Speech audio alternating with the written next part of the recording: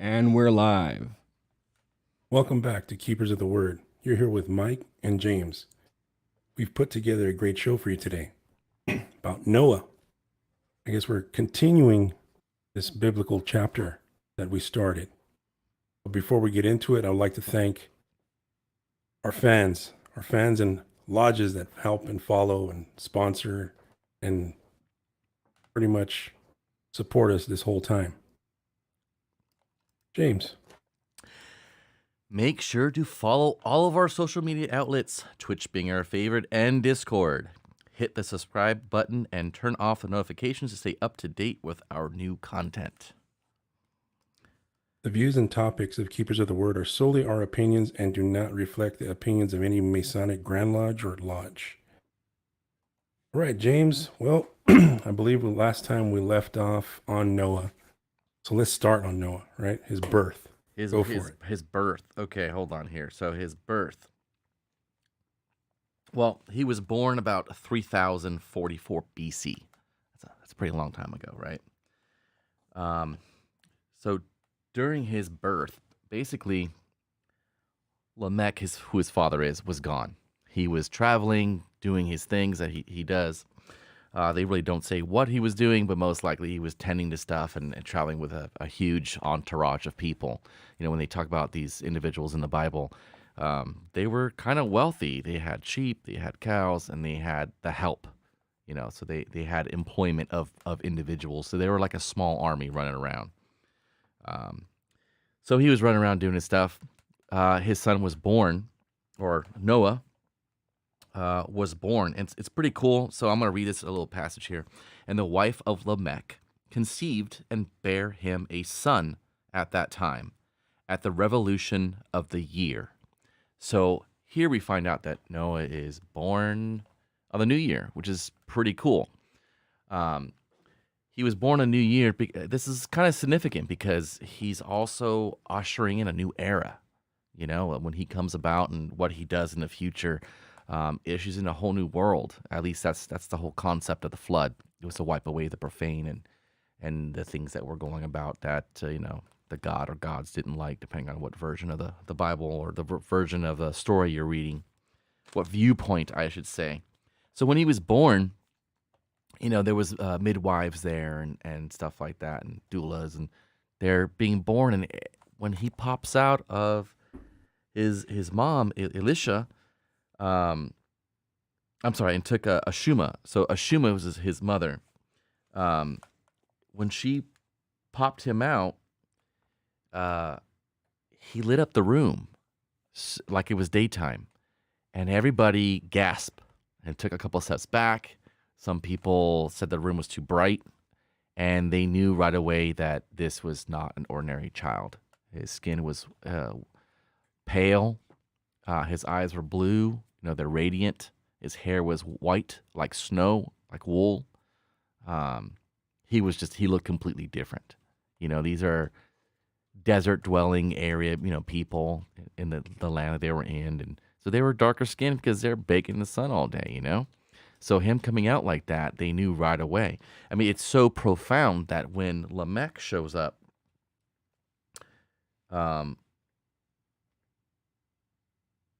he's flabbergasted. He's completely shocked. And he turns to his wife and he says, "Whose son is this? Who have you laid with while I was gone?" And she's like, "I've laid with no man." I mean, that just says it right there, right? Instead of her going like, "Oh, I didn't do anything. I didn't cheat on you. I didn't lay with anybody." She says, "I laid with no man." And he goes, "Clearly you did not," because he looks so different. I mean, the housemaids they left, and they're spreading the word now. So the town's hearing about this, that she slept with a fallen or an angel or something like that. And so Lamech is so confounded that he wants to go speak to his father. And his father says, "Dude, you got to go talk to your grandfather." He goes to Methuselah. Methuselah's like, "Well, you're going to call him Noah, you know, and you're going to call him Noah because he's going to usher in a new age and this and that."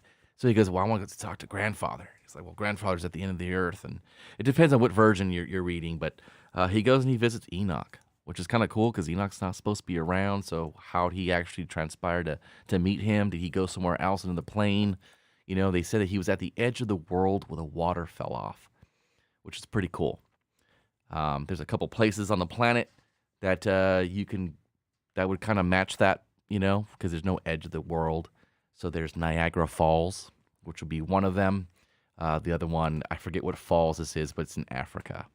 And most likely is where he went because they said that was the edge of the world, was Africa.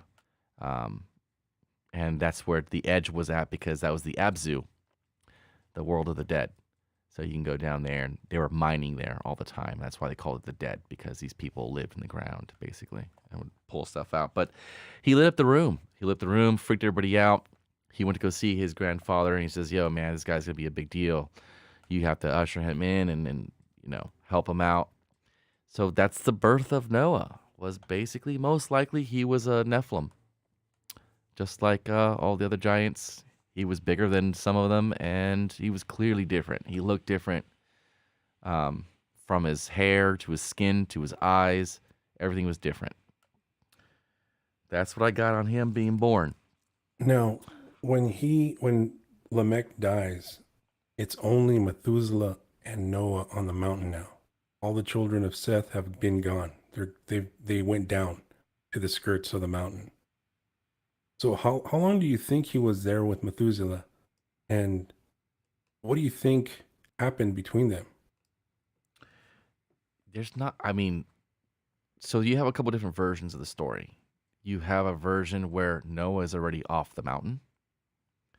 You have a version where Noah is born on the mountain, and he's there as a child until he's at least an adolescent, and then he's off the mountain.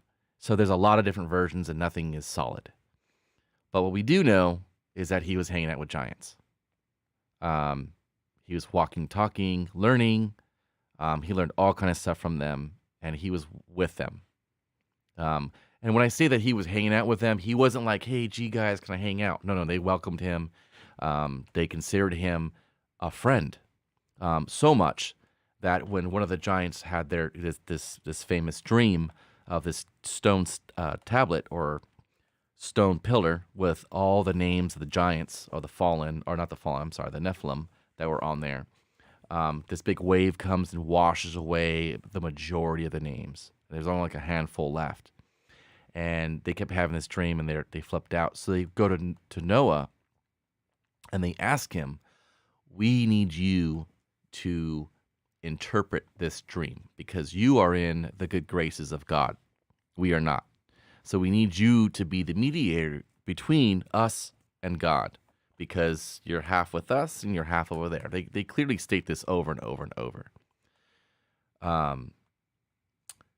Yeah, man. So he was hanging out with them. He goes and he tries to, ask God, what does this mean? And what is this? He contemplates this, and it's like, hey, there's a flood coming for all the iniquities in the world that you guys have brought here. You taught man war. You taught him how to make swords. You taught him how to conduct war. You taught women how to put blush and rouge on their face to show that they were ready to copulate when they weren't. They would always be in a state of ready to be frisky, so to speak, that they were open and ready for it. You cause all these things to happen that weren't supposed to happen in this order almost, It's like God was always going to teach us this, but not in this order or not for those things, be like they were perverted. So he goes and he dissects this stuff and, he breaks it down and comes back and tells them, and they flip out. Well, what can we do? Can we give offerings to God? Can we stop this? Can we change this? And then you kind of get that panic. Like imagine if they announced today there's a meteor coming towards the planet. It's going to hit the planet and it's going to blow up the planet. There's nothing we can do. What do you think is going to happen? Panic, chaos, anarchy, right? Because who cares, right? I mean, didn't they just do a really dumb movie on Netflix? I have yet to watch it. And like if you've seen that, it was so ridiculous. But guess what? Actually pretty That's good. probably what's going to happen. Right. Yeah. I want to go with that. Right. I still have to watch it.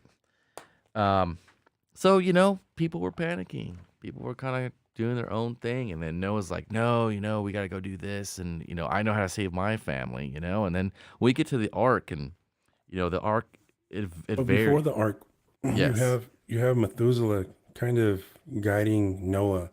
And then when Methuselah dies, he's in a lot of sorrow because he knows that he is the last one. Right. This is it. This is it. And they're no longer going to be on that mountain. And the further they're going away from the mountain, the farther source they are from God, Correct. So when Noah was speaking to these watchers, how was that relationship? And how did that begin? The watchers always spoke to the sons of Adam. Always. They never stopped. They were always there every day. And maybe some of the children wouldn't speak to them, but they were there and they were watching, literally doing the job. Some of them were watching to protect them. I'm not going to bullshit you here. Some of them wanted to go back to heaven. So they would do these things, tribute, protection, whatever they could. And, unfortunately, some of them just got eaten up by the other watchers that weren't part of it. Some said, screw this, I'm out of here. And they went to another part of the planet and they started their own thing. They became some demigod somewhere in some other country and wanted nothing to do with it because it's like, I can't get back and I don't want to do what they're doing. I fell because it was part of the war. Because you have to imagine when that war happened, when they kicked them out, it wasn't like, okay, everybody take a ticket. You're the ones that are going. A third of heaven fell with the first fall. That's a lot. In the second fall, there's an unnumbered amount. Some of the angels left. They didn't fall. They left because they saw what was wrong. Something's wrong, So they just kind of walked away from it all, kind of like, correct. Can't do this. They were booted. They got booted because they chose, right? They chose to leave and not go with Lucifer or with Semyaza. And in some cases, Semyaza is Lucifer. It just depends on who it is. That was a long time ago. It's a long game of telephone, and we just don't have that information. Especially when you have those people that like to burn things, like books throughout history. Alexandria. If I can go back and change something, it would be that, Mike. It would be the Library of Alexandria. That literally put us into the Stone Age, dude. It was insane, the amount of things that were lost in that. I always forget this guy, too, that ran in the building while it was burning to save stuff. And the last time he went in, he didn't come out. And it's like, he's the freaking hero, and nobody talks about him. It was some Greek name. I forget his name.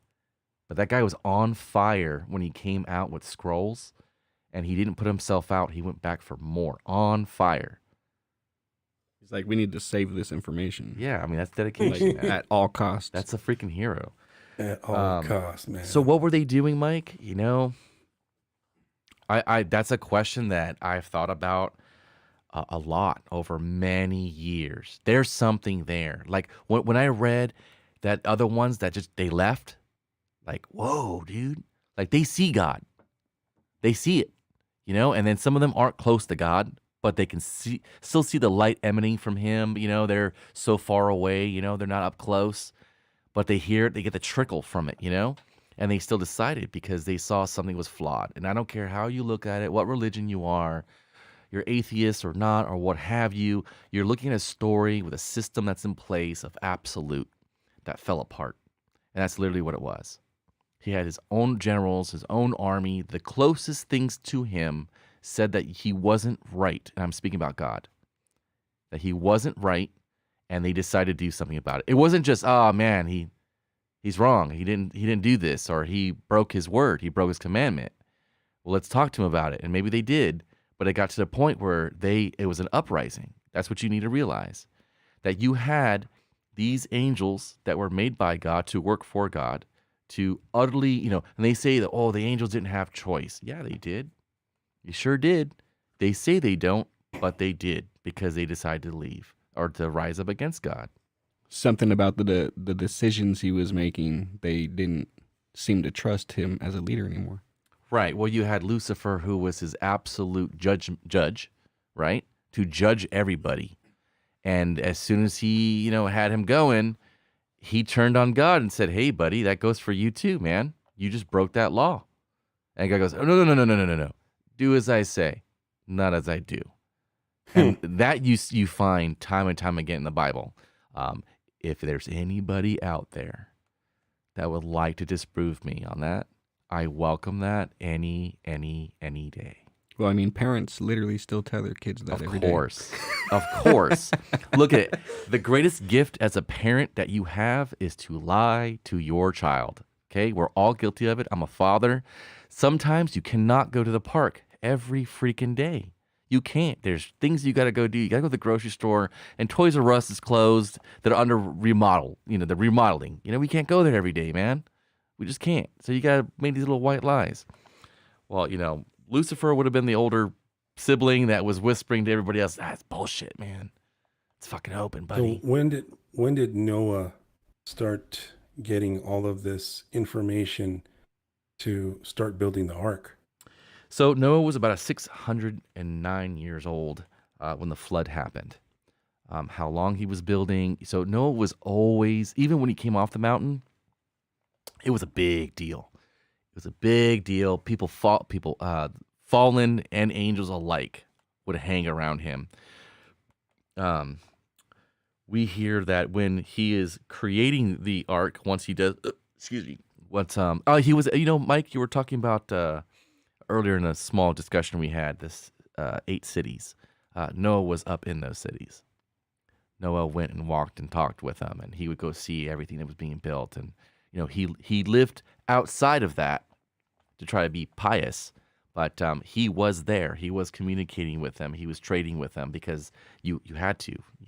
It's just life. You know what I'm saying? You can be the most pious person on earth, but you have to step outside your house and go to the grocery store and go do all those things. And I'm not saying there's a grocery store back then, but, people are going to come knocking on your door and want to trade with you or do something with you, he built an ark, and we all know how big the ark was. You think he just did that by himself? He didn't do it by himself. And they go, "Oh, he had angels helping him. He had all this and this and that. And he had the book of radiance, the book of Adam that they gave to him, and all the instructions and the math and geometry and everything, and the alignments, and how to read the alignments to know when the flood was going to happen, because all the firmaments, they're just a huge celestial clock, and they told him when this was going to happen. He was always watching that.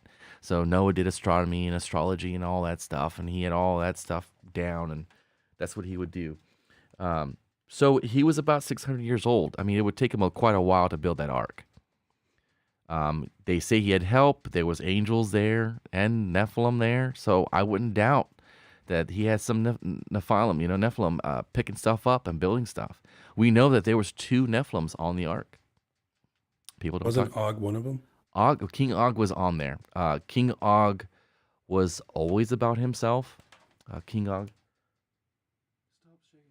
Oh, King Og of Bashan, the city of Bashan. He liked to boast. He was really about himself, and he just wanted to live. He wanted to be famous. He had that twinkle in his eye. So basically, he wanted on the ark, and he would come and tempt. How can I get on? How can I pay you? How can I do this? It was like, no, man, you can't. And what ends up happening, the day comes, and King Og is in the forest right outside of the ark. He's like, you know what? I can't get inside, but I can get on top of that damn thing.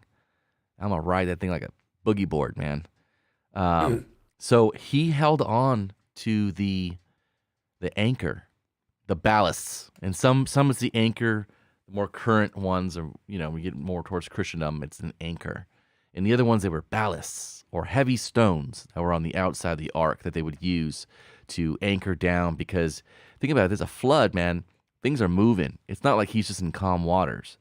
So, there's different versions, which we can get into in a little bit. Versions of the ark being a rectangle, being the classic ark that everybody saw. William Blake said it was a crescent moon. And he did a lot of work with the moon arc. Isn't there some story saying it's a cube? There's a Right. cube. Yeah, so we get back to Sumerian stuff. You get the cube, and you had Enki, who was the one who whispered through a reed hut into Noah's ear about what was going to happen because, she laid with no man, but here comes a God running to save Noah. So it's probably who she had sex with was Enki, because Enki was known for doing that.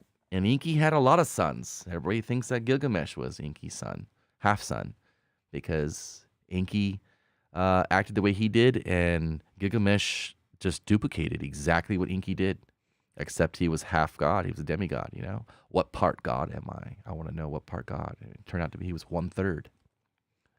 They finally figured out he was 1/3, and one day he would die. He's like, how long do I have to live? Do I live 5,000 years?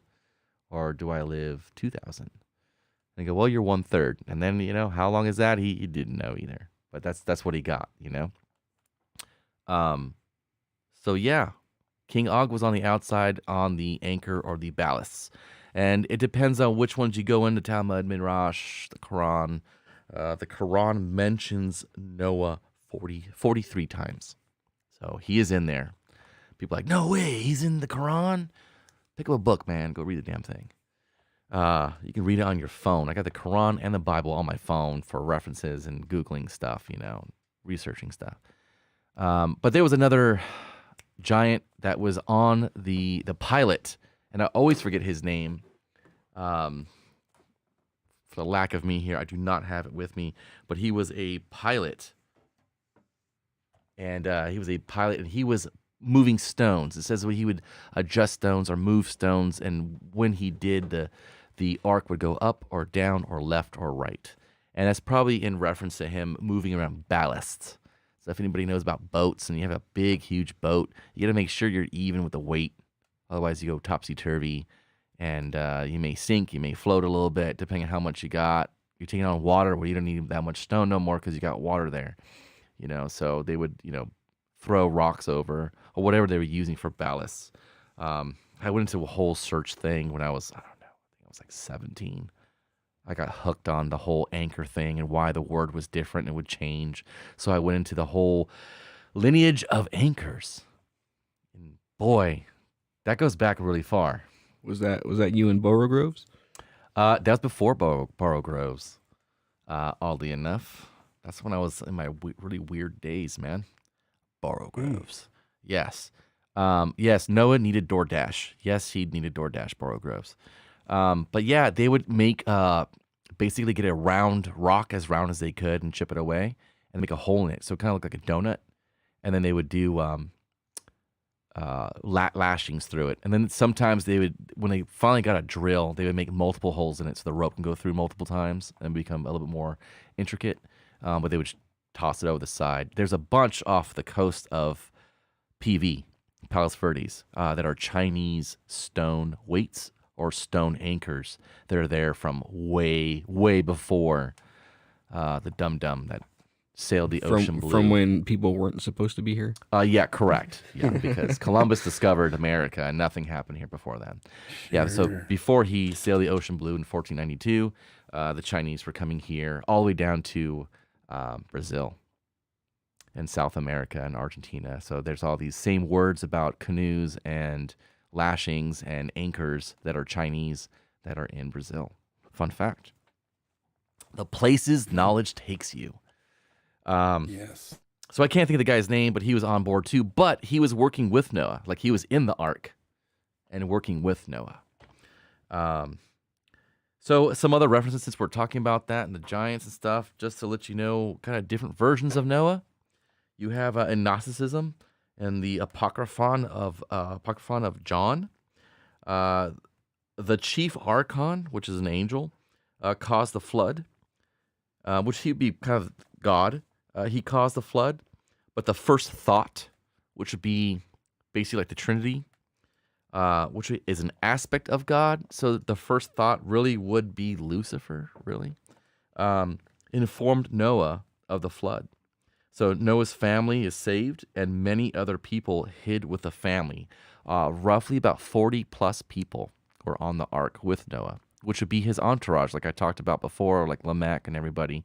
They had an entourage. They had all the help, and then also when you're roaming around and you got other people out there, you got to have a crew because you're getting robbed. So they hid with the family from the flood from the unshakable race, which, if you guys follow the show, you clearly know who that would be. That would be the Nephilim or the Nephilim that were around in those days. They were able to grab a bird from out of the air and eat it because they were a little bit big. But they hid by hiding inside of a bright cloud.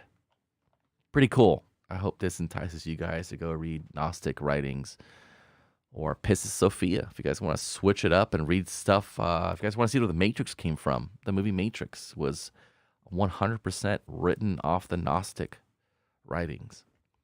So you have, Morpheus is like John the Baptist and stuff like that. So you can go check that stuff out. So what else do we have? We have that. We have the Gnosticism. Noah finding land and leaving the ark. So you want to talk about that? We talk about him letting all the birds go. Everyone's like, oh, it was a dove. It was a dove. So he let it go ravens, a bunch of other birds. And they would come back with different things. So it's not just a dove. That's just the classic dumbed down version, layman's version is the dove. The dove came back with an olive branch.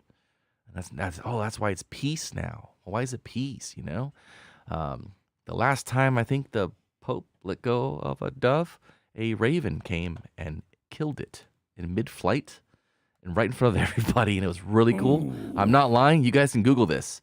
And everybody goes, Odin. The meme is Odin smiled. Yeah, the meme is literally and Odin smiled, or score 1 for Odin. And I thought it was really cool. I was gonna post it, but people get mad at me for my posts, which as I get older, I'm sorry? People get mad at you? They get mad at me. I get in trouble, but as I grow older and more unapologetic, I just don't care anymore, man. I can't stop being me, Because if that was the case, you're a grown man. Yeah, if that was the case, those people wouldn't be upset and they would grow out of themselves, right? But they're not doing what I'm trying to do, so might as well just do me.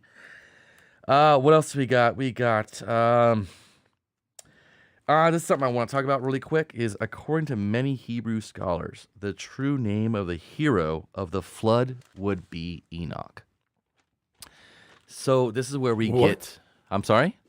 What? Yeah. So we have a lot of stories that are attributed to Noah that are identical with Enoch or are most likely 100% Enoch. So we get to Noah's vineyard. So when he plants a vineyard right after landing the ark, and he gets drunk and he drinks spirit, and he's enveloped by spirit, and he's intoxicated by spirit, however they want to pronounce it or write it out there. But the vineyard, we talked about this before, about Enoch and his big silver helmet, which we get the Hermes helmet from. And when he's leaned over it, he wanted perfected. I'm sorry? He's very naked in his vineyard. Well, he's naked after being with spirit. Okay. So he's drunk, it gets hot like any good drunk, and he takes off his clothes. But he takes off his clothes to he's in his tent. They say he's in his tent or his dwelling. And he knocks out and he gets drunk. And, the sons are like, hey, man, it's morning. We got to go wake up Noah. It's like, I don't want to do it, man. What if he's naked? Or he's grumpy in the morning, And, I think we have a picture up right now of Noah. Yeah, so Noah basically, he's in his dwelling and he's asleep and he's not waking up. And they're afraid that he's hurt, something's wrong. Maybe he died because he's old at this point. He's like 610. So they're like, well, who's going to go in there? Well, you go in there. I don't want to go in there. You do it. So they draw straws, literally. They draw straws. And they go in there. And Ham has to go in there. And wasn't too good for him because Noah was naked and he had to wake him up. And Noah's like, you saw my nakedness. So, that's an allegory in itself where he becomes drunken with spirit. Speaks in tongues, does all these different things depending on what version you're reading. But his sons go and do that. It's kind of like you should never see your father naked is a big, huge thing because we talked about before about the children of Cain what they were doing with Lucifer and all these other fallen angels. And the father did not see a daughter or a son, right? We talked about that. And he laid with whoever he wanted to. So there's a huge distinction on why you should not lay with your father or mother, because the lineage would not continue, because it may go on for 2 or 3 more generations and just become mutated and warped and inbred and then die. So, that's one of them, besides all the regular gross stuff that the majority of people are not cool with, which, yeah, it's just not cool. I mean, it's your mom. I know, man. It's your dad. It's kind of It's like- it's kind of weird, Your mom, dude. back in the day, that's just how they rolled. So, at least for that portion of people on the planet. So, yeah. What you got, Mike? So I'm at the point where we're talking about the vineyard of Noah. And to add to what you were saying, when Ham does walk in and he sees his father naked, he laughs at him. Yeah. He makes fun of him. And Noah curses him. Well, he's pissed because Yeah, he has a he's mad, hangover. He's right? naked, and he's not in the But- best shape because he's 610 But years are old, we- man. Is Ham laughing at him because he is a giant and he is different than they are? Most likely. Right? Most Whoa, likely. look, Because is that think another about leg, it. bro. They say that he's clearly different, right? And up to this point, he would be covered. He would be covered. Like maybe what? He took his shirt off? If that, when he was building the ark, he's all hot and sweaty with his shirt off or something, swinging a hammer. But yeah, he just looks different. And what's crazy in this curse, right? He curses them. Why didn't he just say, "Get out, you dumb," or punch him or something? It's just what happened with that. And then when he curses them, he doesn't curse him. He curses his children in the land of Canaan. Land of Canaan.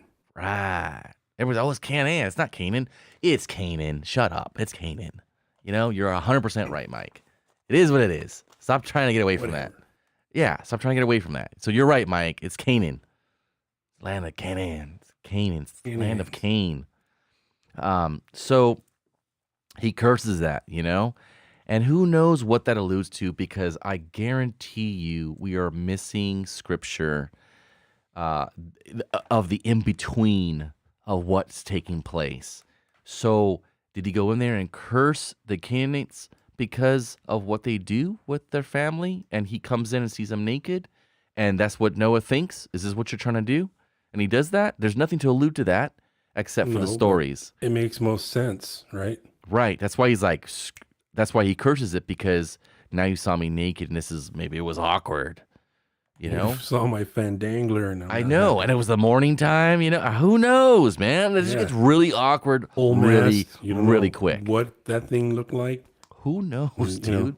610 years old, and weird. half Nephilim, something. Why is it moving? It's Whoa, dancing. Put it away. So mesmerizing. Who knows what So took then- place? We get to the death of Noah.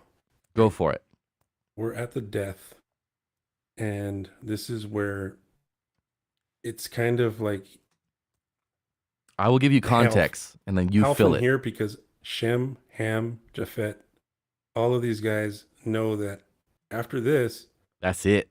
it's it. It's it. There's no going back to the cave of treasures. There's no No, they can't there's get none back. of that. No, they can't get back. You're Physically done. cannot get back. So just give you some context here for the fans. Noah is 950 years old when he passes. So this is 350 years after the flood. Okay? And Noah is literally the last of the long, long years. He's the last one. And he's supposed to be. Like now, this is where all the years start dwindling. So after this, you see people, I think it's like only 800 or something is the next one. I think maybe it skips Lamech, or you mentioned it on one of the other episodes, who was like all of a sudden just there's a peak in it. Yes, and He's then like, now the lifespan starts to dwindle little by little, little by little. and going back to what we recommended, what we said in the past in regards to the Cave of Treasures and Adam's body, Mm-hmm. right? So Noah, when he dies, he tells Shem, "Hey, you need to take The body. the body. You Right. need to get it out So of here these are the because they're coming instructions. for it." Yeah, exactly. These are the instructions that is passed from mouth to ear, from father to son. And that is the charge that is actually passed. That if you do not do this, we are fucked. Like if they get that, like we're fucked, and it's you're gonna be cursed. Like something negative is really gonna happen. Something very negative. So, they're just trying to preserve Adam because he's already been messed with. They already messed with the body that one time that we know of. Yeah. So that he passes the same thing like what we read or what we talked about on other shows. When they start passing down from mouth to ear what to do with the body of Adam. How do we bury it? How do we move it? There was even how to carry it, And I think Adam was larger than most of what we are today. Because, I mean, if you look at it statistically, we have been shrinking. I got Brian to my right here, and he's pretty freaking tall, right? And then we got Mike too. And we got Mike. And Mike, you're tall. How tall are you, Mike? 6'3". 6'3". Brian? Andrew's not exactly small. I'm 6. You're 6. Brian, Andrew, how tall are you? 6'2". Okay, so I'm 5'7" on a good day. So screw you guys. But A good day. on a good day, right. I'm a tippy test. So humans started to shrink, and then from an archaeological point of view, there's Neanderthal, then there's Cro-Magnon man. Neanderthal was robust. He was huge. He was bigger. He was denser, thicker. And then Cro-Magnon man was slim, thin, mobile, fast, and he had a brain. And that's why we started killing off Cro-Magnon man and mixing in. There is a lot of evidence that they were not only eating us, but having babies with us. So, Like orcs and Urukai. I'm gonna go with that. Yeah, that is not wrong. But yeah, they started mixing. So there's evidence of that. So here we have a story that's a story of humankind that's being passed down, and then we have science that's backing that. And I just can't wait for one day for both to meet and to acknowledge each other and to just blow our minds. We're gonna learn so much once we pass that hypocrisy of magic and religion versus science. It's the same thing, dude. Shem ends up getting Adam's body and takes him to Golgotha. Right. Now, we hear this place many times in the Bible. Really? So do you know what it means? Skull. That's right, the place of the skull. So, okay, you want to hear some fringe stuff? Sure. We'll talk about it for like 2 seconds because it's fringe. So like I just said, Adam was supposed to be pretty freaking big. So a lot of people are saying like, this Mount of Skull, the hill, it was a hill, small mountain, whatever, that Adam was buried there, and here to say that he was buried there. And this place was this place of the skull. And it's because it was Adam that was there. And then when you go and you look at it, what was on the mountain? What were they using the mountain for later on in Jesus' time? They were killing people there. They were killing people there, right? So if the Nephilim or the fallen were still in charge, isn't that a way to defile Adam's body over and over and over and over again? Spilling blood on top of the land Correct. that he was buried in, right? Right. And not only that, whose blood is that? That's the sons of God, right? The descendants of Adam being murdered over and over and over and over on top. On top of him. Correct. So they're defiling him. So in essence, I will say that the war was lost for the many battles were lost against the fallen. they turned humankind into what it is today and all this. That's why, you know, you have these preachers that are like, we live in a world of iniquity, and all these, passions that are unchecked and sin everywhere, and then people talk about, well, we look at Holy Mountain, and he said, these are thieves like you, but worse, and these were fallen angels that were corporate and all this. That's what they became, because now that's what the gods are now. Now, before it used to be countries, and now we don't even have countries, bro. We have corporate. Corporate is running America. Corporate is feeding the military machine. And however you want to look at it, oh, it's a good thing. Oh, it's a bad thing. I don't care what your stance is on it. It's happening.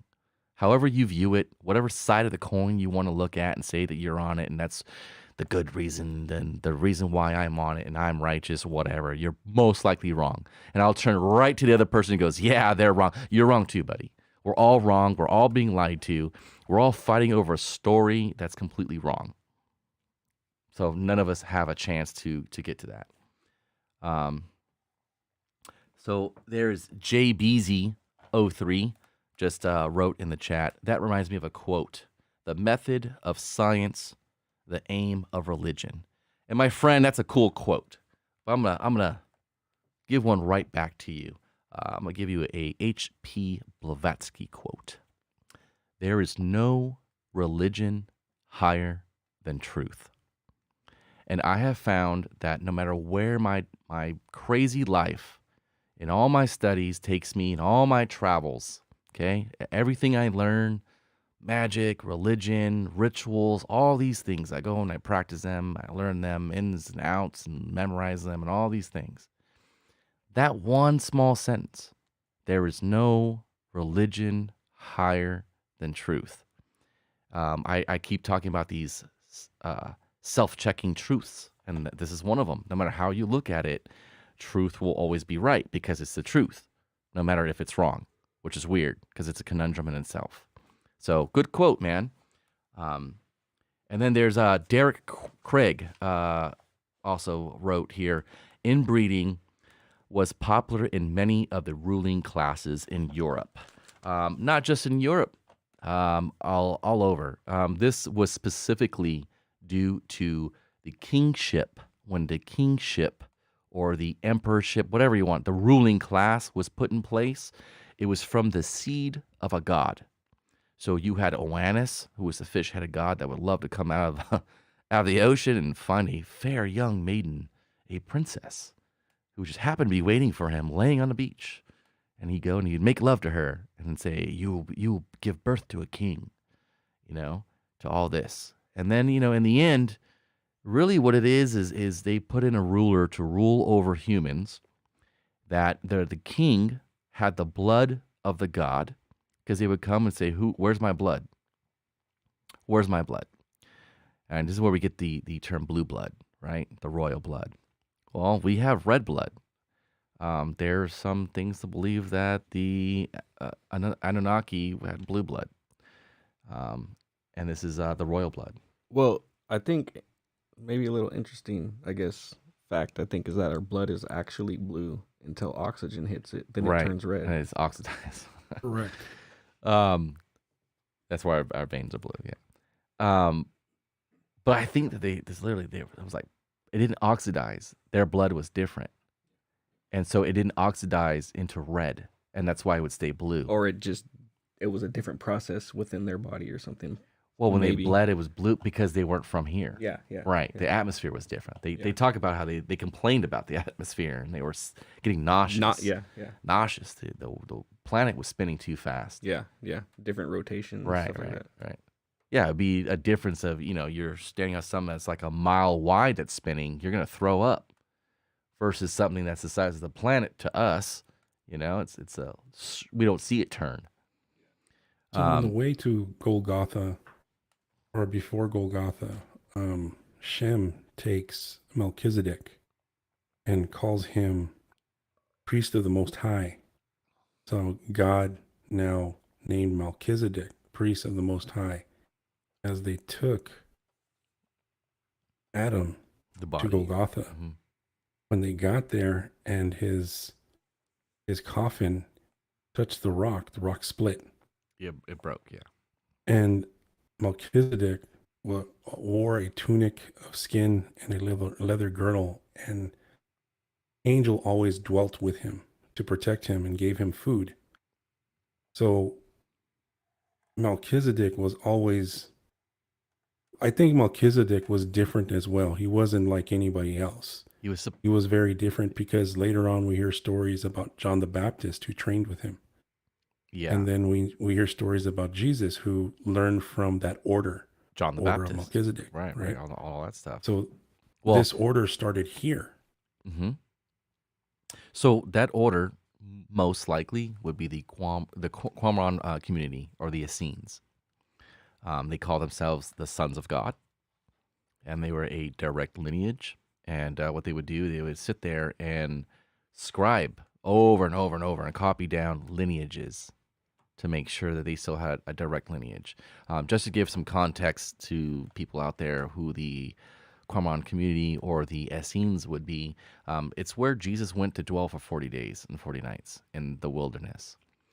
They called it the wilderness because they wanted to get away from the temple and all of the city folk and prostitution and gambling and murders, and it's city life. So they went out to the country, to the wilderness, to go do prayers. This was a common practice. So when he went for 40 days, people make it seem like, oh my God, he's so cool. He just decided up and I'm going to leave for 40 days. In front. Everybody did that. Anybody who wanted to become a religious figure or study, if you were just a scribe or the guy who took out the poop bucket, you had to go do that. Otherwise, you couldn't be there.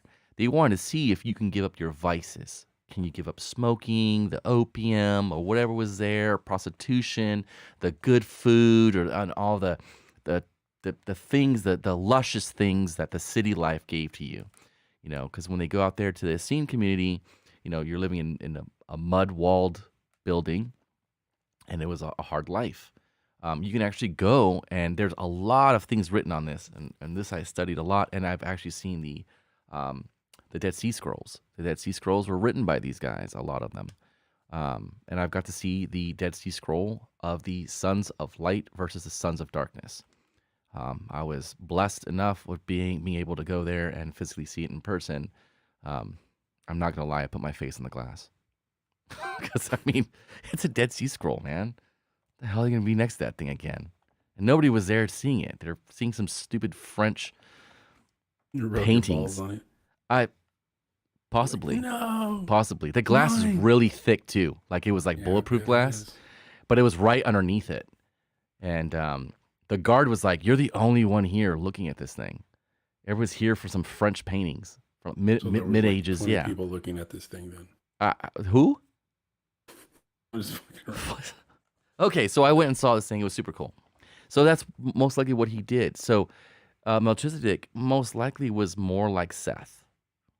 So there's these individuals in the lineage that pop up that seem to be more holy.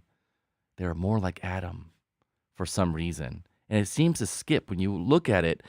So I've gone with Burrow-Groves and handwritten down the lineage of Jesus. And he begat, and he begat, and he begat, and he begat, and he begat, and he begat. It sucks. Don't do it. But when you do it, every once in a while, it's like, and he was more like Adam than the rest. Or he was favored from God more than the other ones. Like, why? It's like I want to say, I don't know, Burrow-Groves, if you remember that specific integral detail about that lineage thing that we did. I think Burrow-Groves had like 9 pages hanging on his wall that he handwritten. Wow. Yeah, guy does some work. That's why he's my friend. A lot. Yeah, he's a hermit. He has weird stuff. So yeah, I think he was more like Seth. Was he hermaphrodite? I don't know. That gene's there, right? It's being passed down. I don't know the details on how it gets passed down when that gene is activated. You know, it's like the webbed feet or the tail. You know, it's every so many generations. Or Maybe something. that was the distinguisher when he was born. They saw that, like, oh, right. You're like, your and then they make him whole. Yeah, like, they focalize on him. Yeah. Burrow goes, yeah, I remember, but I lost it in the move. Oh, you lost the papers. Great. Oh, just do it over, man. It didn't take you that long. Start all over. Yeah, Okay. it took him a long time. Um. So they're at So the Golgotha. They're there. It cracks. I think it cracks because they kind of know what's going to happen in the future. Not the people that are bringing it there, but the body and the earth. And the earth, again, when it's being buried there, it cracks, I think, because it ate Abel. And now it's like, damn, you put Adam up in here. And I was in trouble before. Like, the rant that God does towards the earth is like crazy. I'll make you barren. And When all it this drank shit. up the blood, right? Yeah, when it drank up the blood. Thank you, Burrow Groves. Yes, he says he'll get right on that. I can't wait to show you guys a picture of it, if I can get a good picture, because it's a little bit taller than me. So I think that's where, like, after Shem and Melchizedek, that's where we end it. Right? I mean, there's some other. I mean, we Yeah. could go all the way through the Bible. No. But No, I mean, no, it no. doesn't. For what we got going on, this is it. Unless you have anything else you want to touch on. Was there James? more on those 8 cities that you guys wanted to talk about? No, the 8 was just. I believe it was the 8 people that were on the ark. Oh, I thought you had There was mentioned only something 8. about some cities or something. The eight Yeah. cities. Yeah, the one was Enoch. The first city he built was Enoch, correct? Let's see, gone on the ground. They built a city called the name thereof, Thermanon, 8, after the name of the 8 souls who had gone forth from the ark. Are you Noah talking about built an altar and offered upon it offerings of beasts that were clean and feathered. Foul. God was appeased. right? No split hoof. No. Hmm. So that's all we have for that city. Those cities were built after the ark? Yeah. Okay. That makes sense. So yeah, they went out. There were still city states that were out there. Because we went into Nimrod. We talked about Nimrod and all that. Yeah. So that's where we go next. After this, it goes into, I believe, where are you? Nimrod, the fire worshiper, and Yonton, the son of Noah. So I believe we did cover Nimrod pretty deep, right? We did. But this, We didn't cover last time- Tubal Cain, but yeah. Well, if you want to cover Tubal Cain, go for it. Jump on it. All right. Well, Tubal Cain. So Tubal Cain, is the grandson of Cain. He's one of the great grandsons. So Tubal Cain means Cain's spices, which is pretty cool. He was the king of Ur, most likely. In Genesis 4:22, it says that he's known for being the first blacksmith, the forger of all instruments of bronze or brass and iron. So Cain's spices, he was called this because he seasoned and improved the work of Cain. So he went and he studied everything and learned everything, and then he started to do this. Most likely he was a chemist as well because of the blacksmithing. They go hand in hand. So most likely he lived in Turkey. He's the father of Lamech. I mean, his father is Lamech, and his mother was Zillah. And everyone's like, Lamech, wait a minute, we just talked about that. Just give you guys a rundown. It goes Cain, Enoch, Cain's line, okay? Cain, Enoch, Irad, Mahalalel, Methuselah, Lamech, and then Tubal Cain. And then Tubal Cain has brothers, Jabal and Jubal. That may sound familiar to a few people. So it's Jabal, Jubal, and then Tubal is Yabal. So we get these 3 brothers that are evil, basically, and it's the site of, Seth's line. So, and they do workings and metals and all kind of sciences and stuff like that. So that leads credence to a whole lot of stuff. And Tubal Cain was really big in Masonic lore. Um, after all this stuff, and so was Nimrod. So they were kind of interchangeable because he was the first blacksmith and first alchemist, most likely. So just to break it down really quick, Jabal means a mountain or which glides away. So this could be in reference to, some people say, the tectonic plates that were moving around at this time, because you had continents that were still moving. Continents were still moving around, or they were close to each other, closer, I would say. And then, Jubal means a ram's horn. Some people also say that Jabal meant the ram, and that Jubal was his younger brother. But it gets, every time you read something different, it's the other brother was the older one. No, the other one was the younger one. They can't really clarify on that. But Jabal means the ram, and Jubal means the ram's horn. So I would assume he's the younger brother. Fun little facts. And then Jabal basically was the maker of the harp and pipes. And Jubal basically did the same thing. He did other types of instruments. I believe wind, like flutes and stuff like that. Pretty cool. But that's what I got. And then just to break it down, Lamech had 2 wives. He had Adah, who had given birth to Jabal and Jubal. And then Lamech and Zillah had Tubal Cain. Which is pretty cool, because he goes and he has a kid with Zillah, and then Tubal Cain becomes the famous one, and the other ones are not. So that's what I got for Tubal Cain, man. He does a bunch of cool stuff. There's Tubal Cain's fire, if anybody knows about that, about blacksmithing or alchemical blacksmithing. That's the green fire. Coming up with Marcus. What's his name?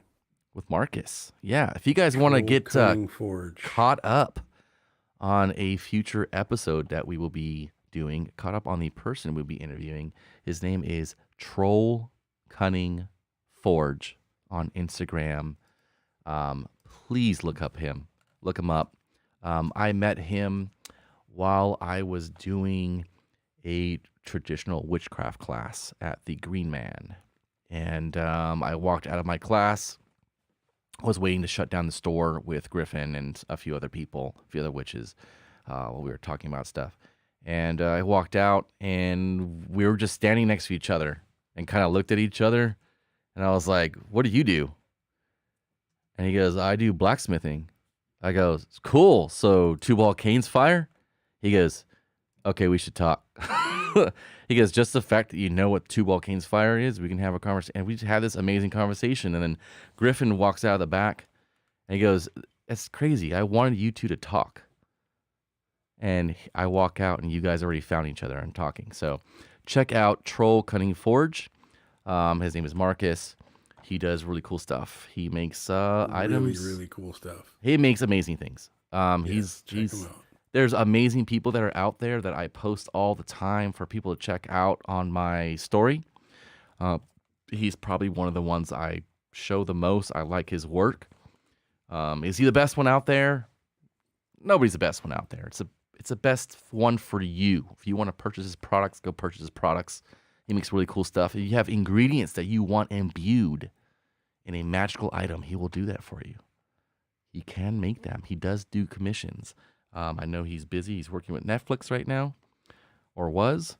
And he worked on a show called Archive 81, which is now out, and it's current. It's a new show from Netflix. So if you guys want to go see some of his handiworks in Netflix, you can go watch a show called Archive 81, and he made the ritual objects in the show. So yes, we will have Marcus on at a future date, and we will be talking about alchemical blacksmithing. What it is, what it does, and how to do it. Right on. So I believe we're towards the end of this series of, the Cave of Treasures. Correct. Three shows in. And I want to hear from our listeners. What else in the Bible do you want us to cover? Put that in our comments and shoot us some DMs. Also, Talk about it on the Discord. I'm in that too, Discord every yeah. day, man. You guys pop up in After- there. He's always there. He's Always. always there. I just have an alert. It alerts me every time. He set up a tent. He's camping. He's camping there. I'm just waiting for So, people to answer my questions because I'm lonely. Do you guys have any shout outs you want to give out? Go ahead, James. Troll Cunning Forge. What's up, Marcus? I want to give out shout out to Troll Cunning Forge. Who else? Green Man, A Crooked Path, Pan's Apotheca, Points of Light to my true love, Rhapsody. Hello, Rhapsody. I want to give a shout out to the people that study with me. I want to give a shout out to all the fans that are out there that are doing their thing to separate themselves from the herd and to find out things on their own and stand on their own 2 feet. I applaud you. Keep doing it. Please hook us up with things that you guys want to see, hear, learn about in Discord, Instagram, whatever you guys want to do. And just all the fans that are continuing to support us, all the brothers that are out there, all the lodges that we frequent. What's up? That's all I got. I'll hop in real quick and do my usual thank you to all the listeners, all the viewers, all of our fans. Without you, this literally would not be possible. As usual, I do my shout out to each and every person out there trying to be a better version of yourself tomorrow than you were today. Keep it up. You're doing great. Out to the brothers at Montebello Whittier Lodge 323. The brothers at Channel Islands 214, 219. I always forget their number. I think it's 219. 219. It is 219. Yeah, 219. Oxnard Lodge, I believe it was 341. Mm-hmm. Yeah, 341. So, what's up, guys? Also, just any brothers out there listening, I will be getting my 2nd degree on the 14th. Whoop, whoop. So, you're invited. Come through. Come through, man. Montebello Whittier Lodge. Yeah, it's going to be a fun night. We got a good amount of people coming. So if you're going to go, just make sure you let the secretary know. Lodge 323. Look them up on Instagram. They're pretty good on DMs and answering back. Yeah, Check they're we'll on see it. you there. Yeah. We'll see you there next We Thursday. will be there supporting our brother Brian. Yes, sir. Yeah, I got Pan America Lodge, my brothers Eddie G, Castellanos, Sermeno. Big shout out to Gomorrah for coming on a show I did by myself, and it was fun. It was a good time. It was interesting, to say the least. Just want to say thank you to all our followers and the people that watch our show. We appreciate you very much, and thank you. And that's all I have. So thanks for tuning in. However you're watching this, comment below and let us know what your favorite part of the show is. For questions regarding the show, content ideas, booking inquiries, or just simply to say hello, visit the contact page at keepersoftheword.net.